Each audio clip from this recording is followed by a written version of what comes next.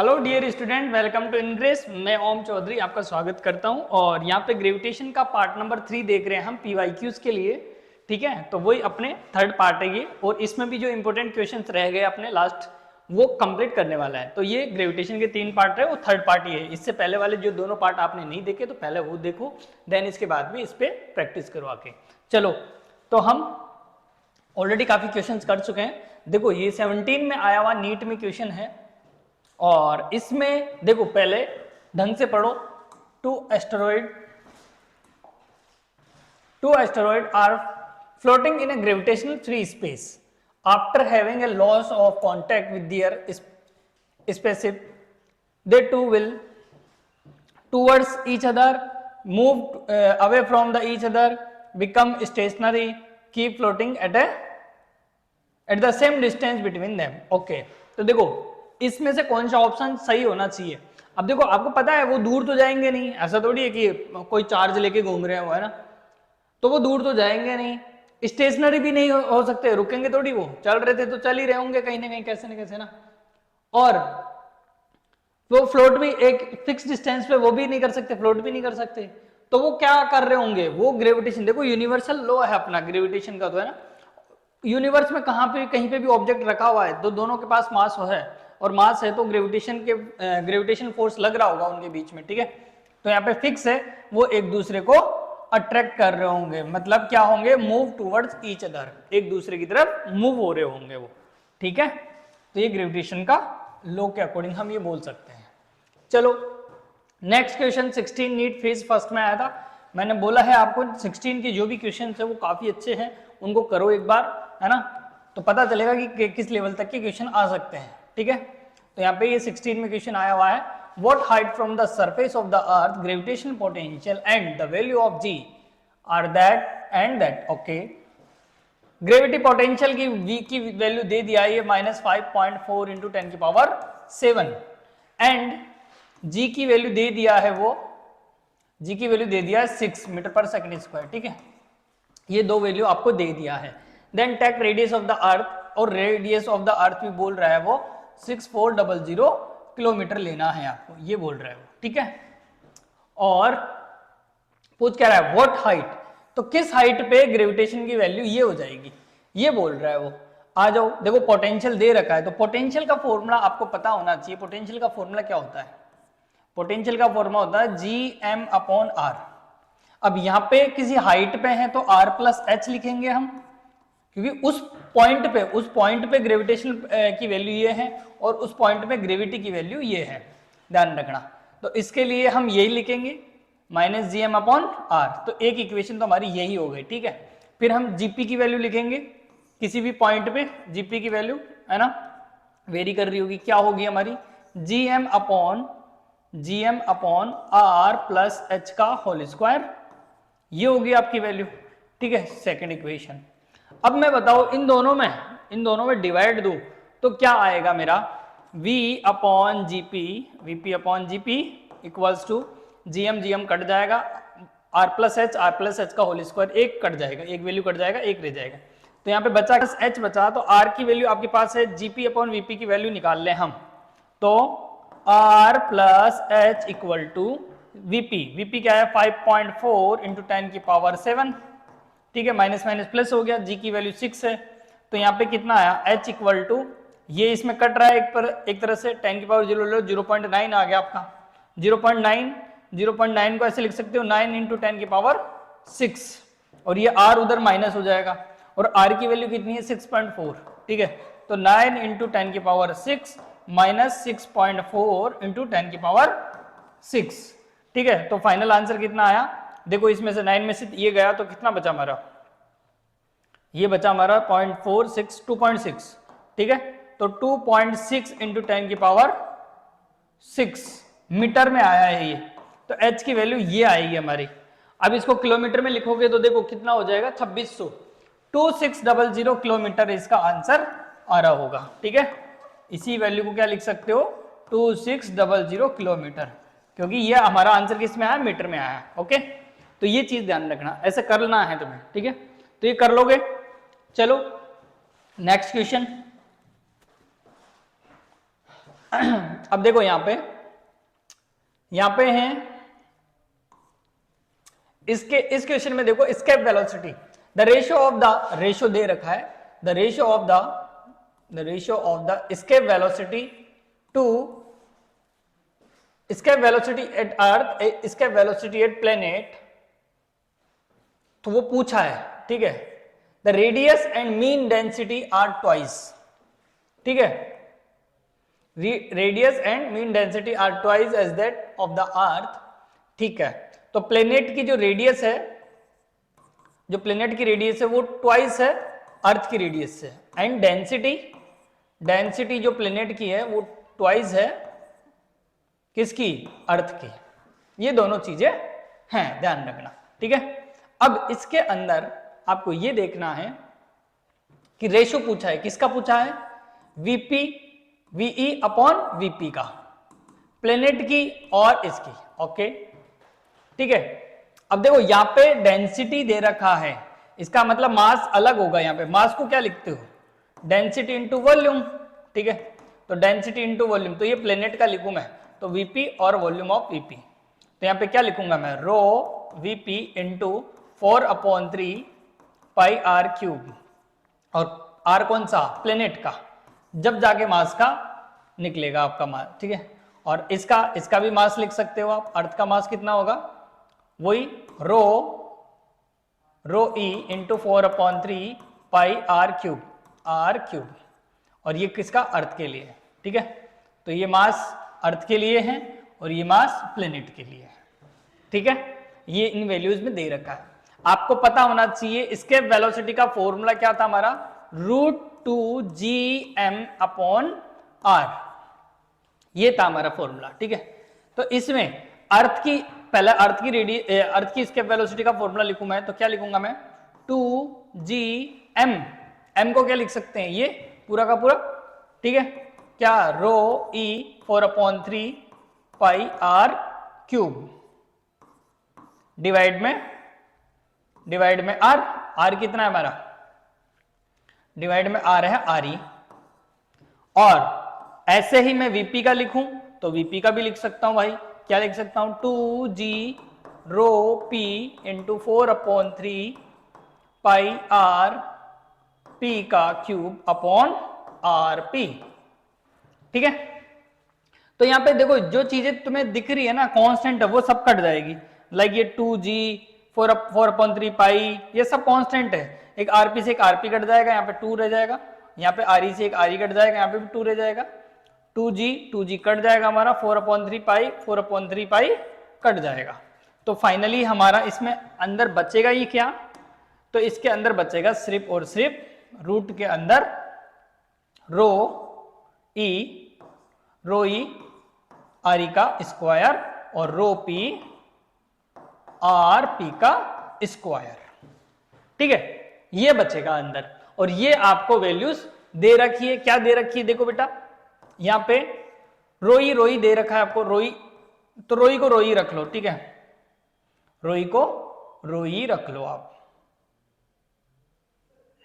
रोई को रोई रख लो, और रोपी को क्या है, रोपी क्या है, 2 टाइम्स ऑफ रोई, एंड रेडियस क्या है, वो भी 2 टाइम्स ऑफ अर्थ की रेडियस, तो 2re का स्क्वायर, इसका स्क्वायर करना पड़ेगा। देखो अब यहाँ पे आर का स्क्वायर कट गया, रोई कट गया, रोई कट गया आपका, तो यहाँ पे क्या बचा, आर का स्क्वायर कट गया हमारा, और ये स्क्वायर होएगा तो ये 4 हो जाएगा, तो रूट में क्या बचा हमारा, 1/4 इंटू 2 8, 1/8 बच गया।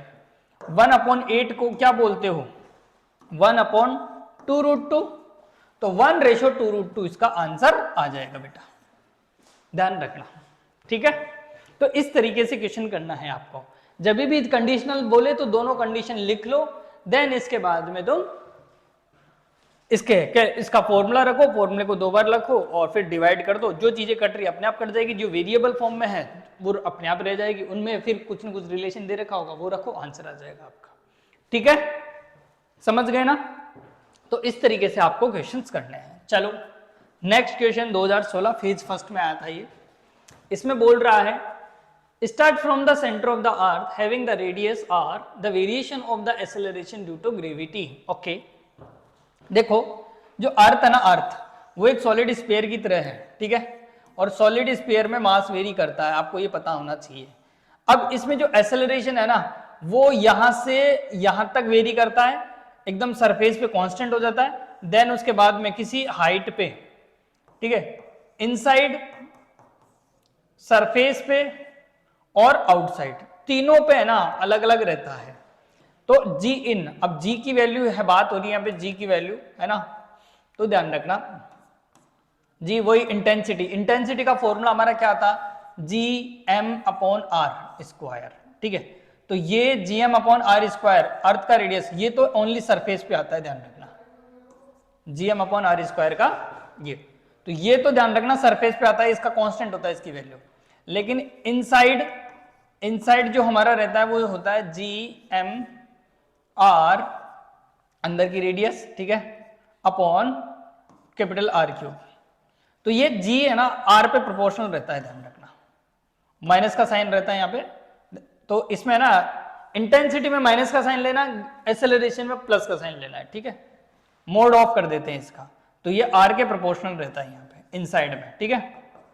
और बाहर साइड, आउटसाइड में, आउटसाइड में ये रहता है जी एम अपॉन जितनी भी आर है, क्योंकि वो अंदर जितना है, अब अंदर तो बाहर पॉइंट आपका मास तो अलग ही रह गया, तो इसमें कोई वेरिएशन नहीं रहता है, इसमें फॉर्मूला होता है G M upon R square. तो यहाँ पे जी जो आउट है वो 1 अपॉन आर स्क्वायर के प्रोपोर्शनल रहता है। तो ये हाइपरबोलिक होता है, ये लीनियर होता है, और यहाँ पे कांस्टेंट होता है। ये तीनों आपको कंडीशन ध्यान रखनी है, ठीक है, ये सरफेस पे, ये इनसाइड और ये आउटसाइड, तीनों की कंडीशन ध्यान रखनी है। तो इसमें जैसे ही हम जी और आर के बीच में वो रिलेशन बनाए, तो यहाँ पे देखो जी है, यहाँ पे आर है इधर, और यहाँ पे जी है इधर।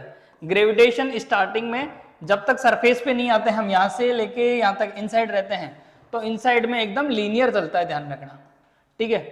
तो ये लीनियर चलता है कहां तक, R equal to capital R तक, मतलब जब तक सरफेस पे नहीं आ जाते हैं। सरफेस पे एग्जैक्ट यही रहता है आपका, ध्यान रखना, G M upon R square. उसके बाद में हाइपरबोलिक हो जाता है आउटसाइड में, तो ये इनसाइड वाला रीजन है, ये सरफेस पे है, ये आउटसाइड वाला रीजन है। तो आउटसाइड वाले के लिए हाइपरबोलिक चलता है वो, तो इस तरीके से ग्राफ चलता है आपका। और यहाँ पे सरफेस होता है, ध्यान रखना, तो यहाँ पे जी एस सरफेस का आ जाता है, यहाँ पे कांस्टेंट आ जाता है। तो इस तरीके का ग्राफ मिलता है। तो ये ऐसा ग्राफ किस में देखने को मिल रहा है, आपका ओनली ऑन बी में देखने को मिल रहा है ऐसा, ठीक है। ऐसा क्वेश्चन करने ला, ये ध्यान रखना, इंटेंसिटी वाला आए तो यही ग्राफ जस्ट नीचे हो जाएगा, लीनियर आएगा, फिर ऐसे बढ़ रहा होगा। ग्रेविटी एक्सेलरेशन का बोले तो यही ग्राफ ऐसा आएगा, पॉजिटिव साइड में आ जाएगा। दोनों सिमिलर है, यहाँ पे ये जी की फॉर्मूले हैं, आई का फॉर्मूला, इंटेंसिटी का फॉर्मूला है, तो यहाँ पे माइनस का साइन आ जाएगा, और कुछ भी नहीं है। मोड ऑफ आई को ही जी बोलते हैं एक तरह से, ध्यान रखना, ठीक है। मोड ऑफ आई को ही आप क्या बोलते हैं, जी बोलते हैं एक तरह से। ये हम देख भी चुके हैं कि इंटेंसिटी और ग्रेविटी एक्सेलरेशन इक्वल होते हैं मोड में, है ना, मैग्नीट्यूड में। तो ग्रेविटी के फॉर्मूले एक्सेलरेशन वगैरह के लिए ऐसे रिलेशन याद रखना, इंटेंसिटी वाले में जस्ट उल्टे। एक क्वेश्चन आएगा अभी, तो ध्यान रखना ऐसा, ठीक है। चलो नेक्स्ट, यहां पे था, ये सेकंड फेज में आया था, a satellite of mass m is orbiting the earth at a height h from its surface. The total energy of the satellite in the term of g naught, the value of the acceleration due to gravity of the surface is, ठीक है, जी की term में बताना है आपको।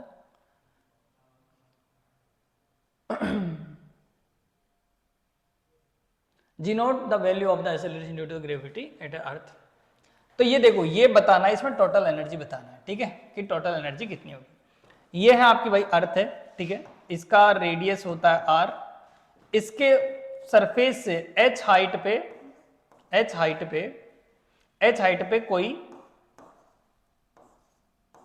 कोई planet या फिर कोई भी सैटेलाइट मूव हो रहा है, इधर ऐसे मूव कर रहा है, ठीक है। तो इसके पास क्या एनर्जी है, टोटल एनर्जी, ठीक है, टोटल एनर्जी आपको पता करनी है। आओ देखते हैं। अच्छा, अर्थ के सरफेस पे यहां से थोड़ी डिस्टेंस पे है, तो इसके पास एक तो पोटेंशियल एनर्जी है और एक ग्रेविटेशनल एनर्जी, मतलब ये इसकी potential energy plus kinetic energy, दो चीजें हैं, है ना। और आप ये पता कर सकते हो यहां पे कि इसकी टोटल एनर्जी जो होगी वो क्या रहेगी आपकी। एक तो पोटेंशियल एनर्जी होती है जी एम, मास दिया है ना सैटेलाइट का, ठीक है, स्मॉल एम दे रखा, तो G M M upon R, ठीक है, G M M upon R plus half M V square, ये काइनेटिक एनर्जी है ना। यहां पे वेलोसिटी कौन सी, ऑर्बिट में घूम रहा है, स्केप वेलोसिटी नहीं, स्केप वेलोसिटी उसको भगा देने के लिए वाली होती है, वो √2 जीएम अपॉन आर होती है, और ये ऑर्बिटल वेलोसिटी ऑर्बिट में चक्कर लगाता रहे, इसकी वेलोसिटी का फॉर्मूला आता है √जीएम अपॉन आर, ठीक है, तो जीएम अपॉन आर, तो G M M upon R plus half M into V square, क्या करोगे √जीएम अपॉन आर का स्क्वायर करोगे तो जी एम अपॉन आर, ठीक है, ओके, जीएम अपॉन आर हो जाएगा, ये इसका रूट करोगे ना तो ये जीएम अपॉन आर ही आएगा, ध्यान रखना। अच्छा, यहां पे जो ये है, ये सरफेस के लिए होती थी एनर्जी, यहां पे एच हाइट पे पूछ रहा है, तो अब डिस्टेंस कितनी लेंगे हम, आर प्लस एच लेंगे, ध्यान रखना, तो यहां पे आर प्लस एच लेंगे, ठीक है, और यहां पे वेलोसिटी इसके लिए ऑर्बिटल वेलोसिटी भी आर प्लस एच लेंगे, समझ गए, इतना सा काम करना है आपको। अब देखो इसको सॉल्व कर लो, इसको सॉल्व करोगे तो क्या आ रहा है तुम्हारे पास, minus G M upon R common ले लो, G M upon R plus H common ले लो, जी एम एम, माइनस का भी छोड़ो, minus G M M upon R plus H common ले लो, तो क्या आया अंदर, माइनस का 1 रह गया, प्लस का हाफ रह गया, है ना। तो इसको सॉल्व करोगे तो कितना आ जाएगा, माइनस का हाफ, माइनस का G M M upon R plus H, 2 half रहेगा ना, माइनस का हाफ रह जाएगा, तो माइनस का हाफ रहेगा। अब ये ऑप्शन मैच हो रहा है क्या, नहीं हो रहा, क्यों, क्योंकि जी नोट की फॉर्म में देना है हमें आंसर, वो खुद बोला है ना ये कि जी नोट की फॉर्म में देना है। अब जी नोट आपको पता होना चाहिए, ग्रेविटी एक्सेलरेशन क्या होता है, क्या होता है, G M upon R square, ठीक है, G M upon R square है। अच्छा, यहां पे जी एम तो है, आर स्क्वायर नहीं है, तो मैं क्या करूंगा, आर स्क्वायर से ऊपर नीचे मल्टीप्लाई कर दूंगा, तो ये यहां पे आ रहा है G M M upon R plus H का, आर प्लस एच और 2, तो यहां पे आर स्क्वायर ऊपर नीचे मल्टीप्लाई कर दो, ठीक है, तो देखो मेरा जी एम एम यहां पे बनता दिख रहा है तुम्हें, G M M upon R square, इस वाली वैल्यू को मैं क्या बोलूंगा, जी बोल सकता हूं, ठीक है, तो इस वाली वैल्यू को जी बोलना है और कुछ भी नहीं है, ठीक है, तो आपकी टोटल एनर्जी आ जाएगी M G naught R, R square है, आर स्क्वायर डिवाइड में 2 आर प्लस एच, ये ध्यान रखना, तो ये आ जाएगा आपका डी आंसर, नहीं कौन सा आएगा, ये बी आंसर आएगा, minus half M G naught R square upon R plus H का स्क्वायर, समझ गए।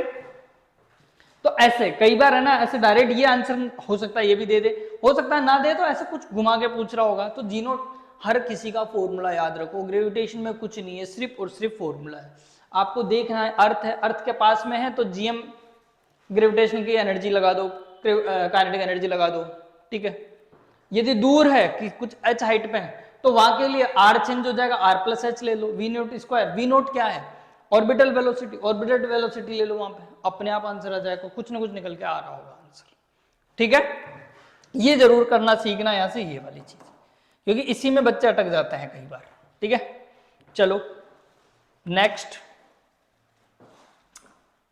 हाँ भाई, यहां पे देखो, a remote sensing satellite of earth revolve in a circular orbit at a height of that, ठीक है, और अर्थ रेडियस 6.38 10 की पावर ये है, ओके, जी की वैल्यू 9.8 लेना है आपको, then orbital speed of the satellite, the orbital speed of the satellite कितनी होगी। ठीक है, आर की वैल्यू दे रखा है, ये लेना है अपने को। ठीक है, और वही ऑर्बिटल वेलोसिटी निकालनी है हमें, इस हाइट पे निकालनी है लेकिन। ठीक है, 0.25 के आसपास ये हाइट है आपकी। ठीक है, तो ऑर्बिटल वेलोसिटी का अभी अभी हमें फॉर्मूला पता है। हमें क्या फॉर्मूला होता है, जी एम अपॉन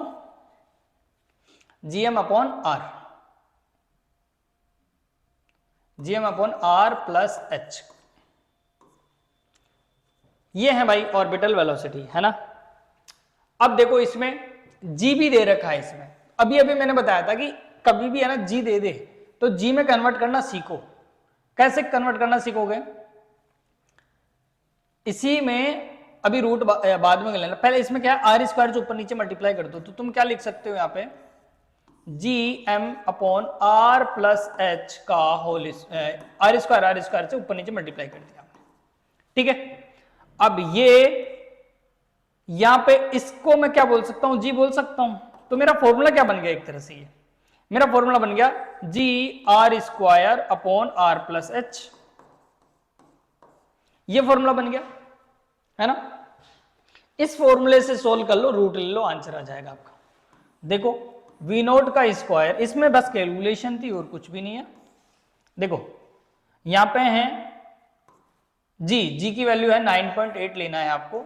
ठीक है, इनटू आर की वैल्यू 6.38 लेना है, 6.38 इंटू 10 की पावर 6, 6.38 इंटू 10 की पावर 6 डिवाइड में आर प्लस एच करना था, तो 10 की पावर 6 दोनों में कॉमन है, तो 10 की पावर 6 मैंने कॉमन ले लिया है। तो यहां पे 6.38 प्लस 0.25 इनको प्लस करना है। इसका मतलब अब कितना आ जाएगा, देखो यहां पे ये आ जाएगा लगभग यहां पे देखो कितना सम हो गया इसका, ये हो गया हमारा 5, 13, 3, 5, 3 और 5, 6, 9.8 इंटू 6.38 इंटू 6.38, 10 की पावर 6 से 10 की पावर 6 गया, इंटू 10 की पावर 6 बच गया हमारा। ठीक है, अब यहां पे लगभग तुम ये बोल सकते हो कि इसको और इसको मैं काट भी दूं एक तरह से। ठीक है, तो कितना बच जाएगा, 6.6 और 6.38, लगभग 6.6 के अराउंड ही जा रहा होगा। ठीक है, मान लेते हैं एक बार के लिए कि इतना लगभग जा रहा होगा। तो ये कितना आ रहा होगा, ये लगभग 10 है और ये 6 है, तो 6 तो रूट ऑफ 6, मतलब ये लगभग कितना आ रहा होगा।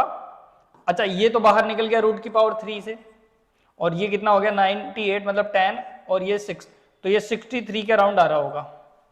ठीक है, तो 63 मतलब 64 से थोड़ा सा कम है, और 64 से थोड़ा सा कम मतलब 8 का स्क्वायर 64 होता। ठीक है, किलोमीटर में देखे तो हम, ये भी मीटर पर सेकंड में आ रही है। ठीक है, तो इसका कितना लगभग कितना आ रहा है, ये 7.9 के आसपास मान सकते हैं हम, या 7.8 के आसपास मान सकते हैं, इंटू 10 की पावर 3। ये मीटर पर सेकंड में है। ठीक है, किलोमीटर पर सेकंड में करेंगे तो हम 7.8 के आसपास जो भी आंसर आ रहा है किलोमीटर पर सेकंड, वो आंसर आ रहा होगा। तो देखो इसके अंदर दिख रहा है हमें सी आंसर, कि सी के आसपास ही आपकी जो वैल्यू है वो ये रहने वाली है। ध्यान रखना थोड़ा क्लियरिटी से कि किस तरीके से किया। अब जिस बच्चे ने इसके अकॉर्डिंग नहीं किया, वो जी की वैल्यू दे रखा है, इसलिए बोल रहा है वो कि इसको कन्वर्ट करो, इस फॉर्मूले में बनाओ, इसको ऑर्बिटल वेलोसिटी वाले को इस फॉर्मूले में बनाओ। तो बनाना पड़ेगा भाई तुम्हें, इसमें बनाओगे तो एक्यूरेट आंसर आएगा, अदरवाइज है ना वेरिएशन, देखो ज्यादा वेरिएशन नहीं है, छोटी सी गड़बड़ करोगे हो सकता है तुम्हारा 8 आ रहा हो सकता है तुम्हारा 6 आ रहा हो। ठीक है, तो ऐसी छोटी छोटी मिस्टेक्स का ध्यान रखना है आपको। चलो नेक्स्ट क्वेश्चन है, a satellite S is moving in elliptical orbit around the earth. The mass of the satellite is very small to compare to the mass of the earth. Then linear momentum of s, ये s है, s remain constant in magnitude. Acceleration of the s is always directly toward the center of the earth. The angular momentum of s about the center of the earth change in the direction, but its magnitude remains constant. The total mechanical energy of the s vary periodically with time. नहीं, very भी नहीं होती है, ध्यान रखना, ठीक है। और जो एंगुलर मोमेंटम है वो भी ऐसा नहीं होता है कि इसका मैग्नीट्यूड कांस्टेंट रहता है, चेंज होता है भाई, ठीक है। आर के साथ साथ चेंज हो रहा होता है, क्योंकि फिक्स उसमें नहीं है, इलेप्टिकल में है। एस मतलब ओनली सर्कुलर में घूम रहा होता है, तो हम बोल सकते थे कि मैग्नीट्यूड सेम रहेगा, लेकिन सेम नहीं रहता है अपना। Acceleration is always, acceleration of the S object is toward the centre. हाँ, ये जरूर बात सही है इसकी कि जो उसका एक्सेलरेशन रहेगा वो toward the centre of the अर्थ रहेगा, ध्यान रखना, ठीक है, क्योंकि सेंट्रीपिटल फोर्सेस अपने वही लग रहे होते हैं एक तरह से, ठीक है। तो इसमें बी आंसर आएगा भाई, अदरवाइज और कोई ऑप्शन मैच नहीं होता है। अब देखो क्वेश्चन नंबर इसमें 30 में 2015 वाले में, तो इसमें तुम्हें चीज ध्यान रखनी है, Kepler's third law state that the square of the period of the revolution t, the planet of the around the sun, is proportional to the third power of the average distance of the, okay, वही Kepler's का law ही आ गया एक तरह से। तो ये बोल रहा है जो Kepler's के लॉ के अकॉर्डिंग इसका जो टाइम पीरियड है वो रेडियस के क्यूब के बराबर है, बट उसका k कांस्टेंट है।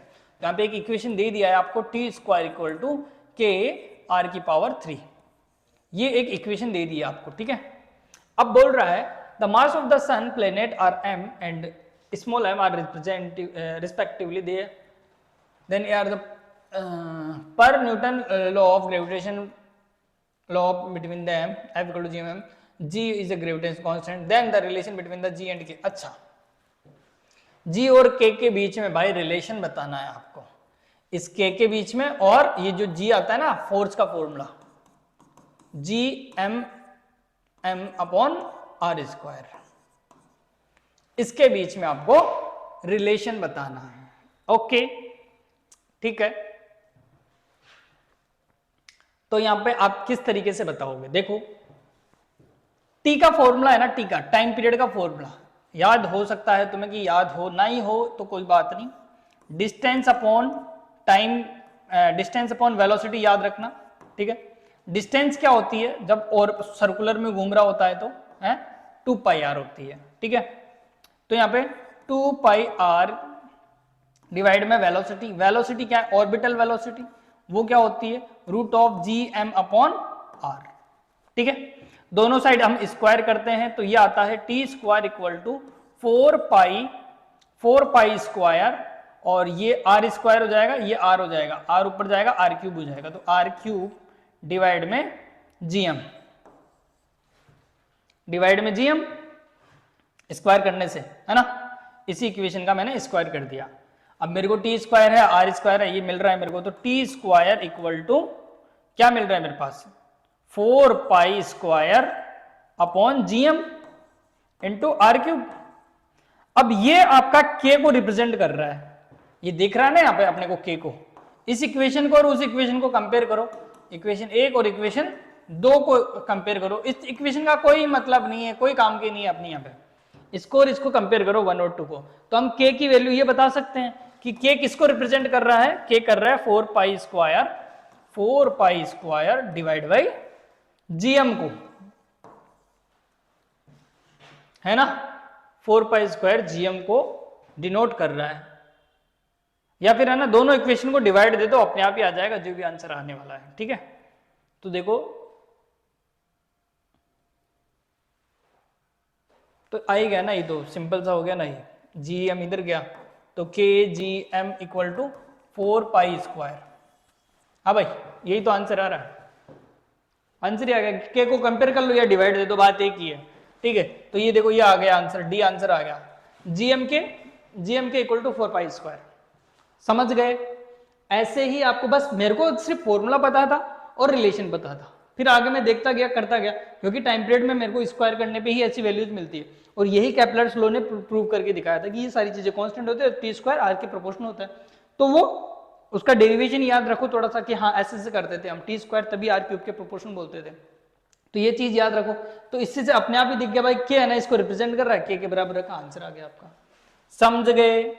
चलो नेक्स्ट क्वेश्चन, हाँ भाई, इसमें 2 spherical bodies of m and 5m and radius r and 2r are released in the free space with initial acceleration with initial separation between their centers are equal to the 12r. If they are attracted to each other due to gravitational force, then only the distance covered by the smaller body before the collision. Okay, ठीक है। तो देखो, एक बड़ा sphere है, ठीक है, और एक छोटा स्फीयर है। बड़े स्फीयर की जो रेडियस है वो कितनी है, 2r है, और इसकी रेडियस कितनी है, r है। इनके दोनों के सेंटर्स के बीच की जो डिस्टेंस है वो कितनी है, 12r है। मतलब इनके बीच की एक्चुअल में डिस्टेंस कितनी है, वो r 2r 3r माइनस कर दो 12r में से तो 9r बच गया हमारा, ठीक है। ये पहले इनके पास, और ये 5m है और ये m है, ये तो मासेज है, ये इनके बीच की डिस्टेंस है। जैसे कोलाइड होंगे ये, ठीक है, तो कोलाइड होंगे तो ये हो जाएगी इसकी इनकी कंडीशन, है ना, म्यूचुअल अट्रैक्शन से, कि ये 2r हो गई और ये r हो गई, ठीक है। मास उतना का उतना ही रहेगा, 5m और m, ठीक है। तो इसमें मैं ये बोल सकता हूं कि इनके बीच की जो डिस्टेंस है वो कहीं ना कहीं एक पॉइंट पे जाके मिले होंगे। मान लो मैं इधर से बोल देता हूं कि ये इधर की साइड से, कहां से पूछा है, वो स्मॉलर से पूछा है, तो स्मॉलर से मैं मान लेता हूं कि इधर से स्मॉलर से x1 डिस्टेंस पे जाके मिला होगा, तो इधर से कितनी डिस्टेंस पे मिला होगा, x2 पे, है ना। अरे यही तो है बीच की डिस्टेंस इनकी, ये डिस्टेंस इनके बीच की डिस्टेंस है, कहीं ना कहीं जाके मिले होंगे। तो मैं बोलता हूं स्मॉलर से x1 डिस्टेंस पे जाके मिला ये, और वही हमें फाइंड करनी है, ठीक है। तो ये स्मॉलर x से डिस्टेंस पता करना। अच्छा, मैं ये बोल सकता हूं कि x1 x2 equal to 9, x1 plus x2 equal to 9r, क्योंकि दोनों के बीच की डिस्टेंस कितनी है अभी, 9r है, ठीक है। अच्छा, ये म्यूचुअली अट्रैक्शन या फिर म्यूचुअली जो फोर्स लग रहा है, इनके ग्रेविटेशन फोर्स लग रहा है, उसी की वजह से ये मिल रहे हैं, कोलाइड हो रहे हैं। इनके लिए अलावा एक्सटर्नल फोर्स नहीं है, और जब एक्सटर्नल फोर्स नहीं आता है तो हमारा जो सेंटर ऑफ मास है, जो सिस्टम का सेंटर ऑफ मास है, वो रिमेन कांस्टेंट रहता है ना, रिमेन कांस्टेंट, उसमें कोई उसका एक्सेलरेशन चेंज नहीं होता, क्योंकि एक्सटर्नल फोर्स ही नहीं है, तो उसका एक्सेलरेशन चेंज नहीं होगा, वो रिमेन कांस्टेंट अपनी जगह ही रहने की कोशिश करेगा। और इस कंडीशन में क्या होता है, जो मोमेंटम होता है, ठीक है, जो मोमेंटम होता है वो कंजर्व रहता है। तो उसके अकॉर्डिंग हम ये बोल सकते हैं इसमें कि मान लो इसने x1 डिस्टेंस कवर की, इसने x2 डिस्टेंस कवर की, तो इनका m1 x1 m2 x2 equal to constant रहना चाहिए, ठीक है। तो मैं ऐसे लिख सकता हूं, क्योंकि centre of mass COM is at rest, या फिर स्टेशनरी बोल सकते हैं आप अपनी लैंग्वेज में, m1 r1 equal to m2 r2, ये वाला रिलेशन लग जाएगा।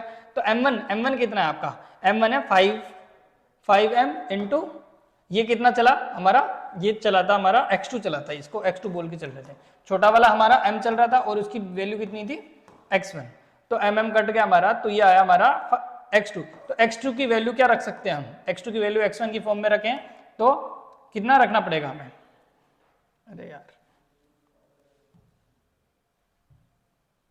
इसमें रखना पड़ेगा x2 की वैल्यू x1 अपॉन 5 आ जाएगा, ठीक है। अब x1 अपॉन 5 इसमें वैल्यू पुट करो, तो x1 तो x1 है ही, प्लस x1 अपॉन 5 रखना पड़ेगा, इक्वल टू में 9r, ठीक है। तो 5 और 1 इसका एलसीएम ले लो, तो एलसीएम लेने से आपके पास कितना आ जाएगा, देखो ये 5 और 1 6x1 upon 5 equal to 9r, ठीक है। तो x1 की वैल्यू निकालना है और वही आ रही है हमारे पास, तो 9r मल्टीप्लाई 5 डिवाइड बाई 6, ठीक है।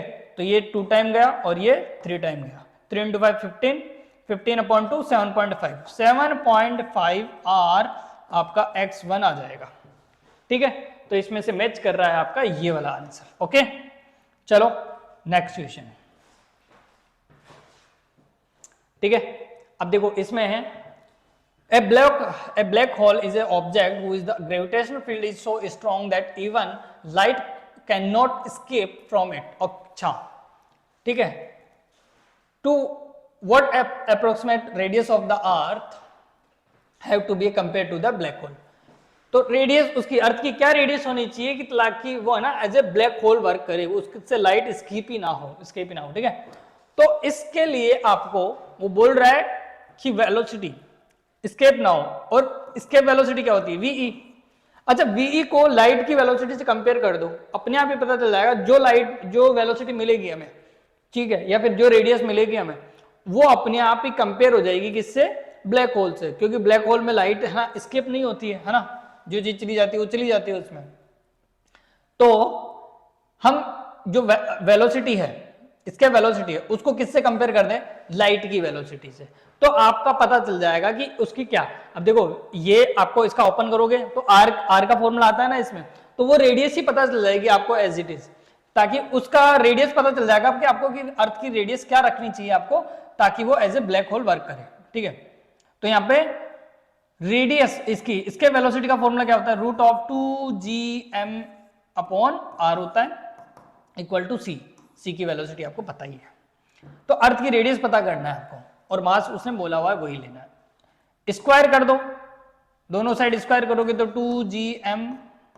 2gm अपॉन आरी आपका ध्यान रखना अलग आएगा इस बार, आरी ही आपको पता करना है कि आरी क्या रखे हम, और इसका सी स्क्वायर हो गया ये। तो यहाँ पे आरी पता करना ना, तो आरी उधर चला जाएगा, सी स्क्वायर नीचे आ जाएगा, तो आर ई इक्वल टू क्या आ जाएगा, 2gm अपॉन सी स्क्वायर। इनकी वैल्यूज पुट कर दो, आंसर आ जाएगा। चलो देखते हैं, R E dash equals to 2g की वैल्यू 6.67 इंटू 10 की पावर माइनस 11 इंटू एम है आपका अर्थ का मास कितना है 5.98 इंटू 10 की power 24 divide by 2gm upon C square है 3 इंटू 3 10 की पावर 8 स्क्वायर कर दिया, ठीक है। तो अब यहां से वैल्यू कैलकुलेट कर लो तुम, तो यहां से देखो कितना आ जाएगा, ये 9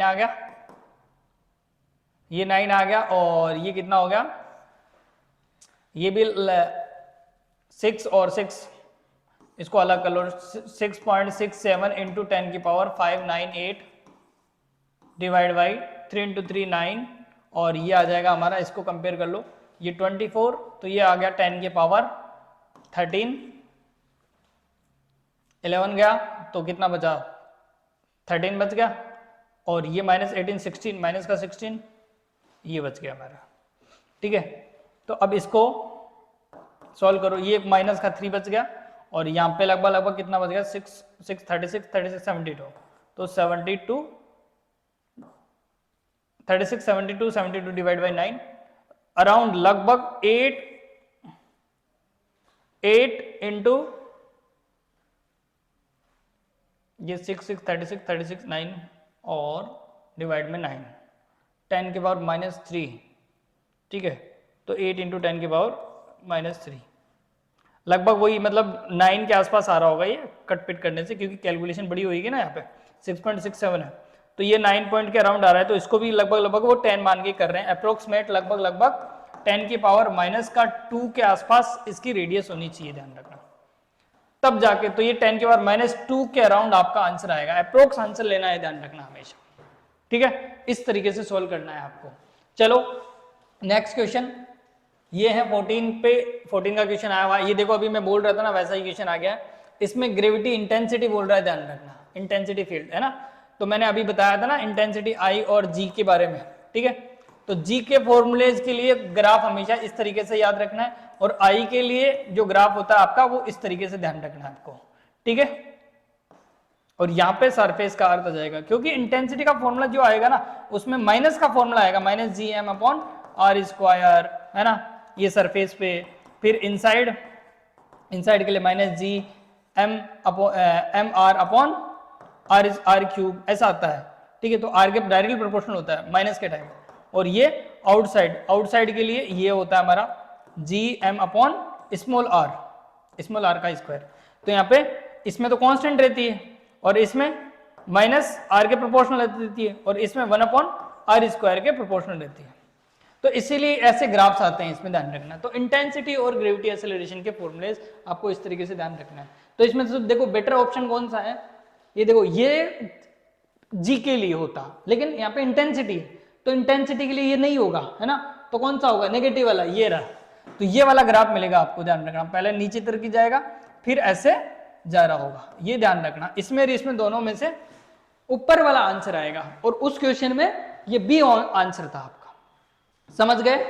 चलो नेक्स्ट, वेल एंड गुड, ऐसे ही आपको तैयारी करनी है। चलो नेक्स्ट चैप्टर में मिलते हैं, जब तक अच्छे से प्रैक्टिस करो और अच्छे से प्रैक्टिस करो, आने वाले एग्जाम में बेस्ट से बेस्ट मार्क्स लेके आओ।